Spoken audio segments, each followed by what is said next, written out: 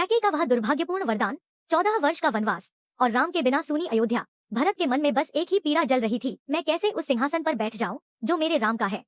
आंखों में आंसू और मुख पर दृढ़ निश्चय, भरत अयोध्या छोड़ देता है, यह जानते हुए कि जब तक राम लौटेंगे नहीं वह राज नहीं स्वीकारेगा।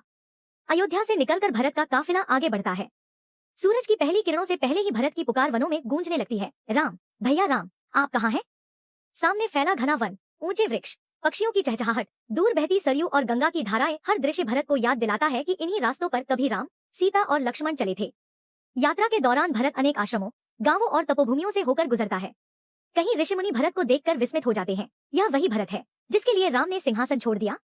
हर कथा, हर संकेत भरत के हृदय में एक नया तीर बनकर चुभता है, भैया को मैं ही वापस लाऊंगा, चाहे मुझे स्वयं जीवन भर वन में क्यों न रहना पड़े।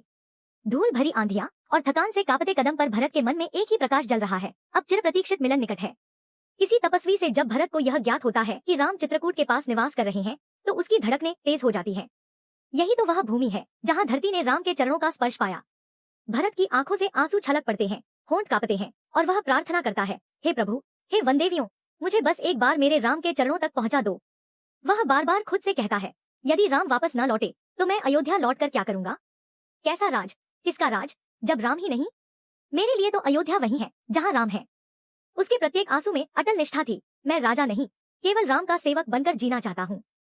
चित्रकूट के निकट पहुंचकर भरत कुछ पल के लिए ठिठक जाता है।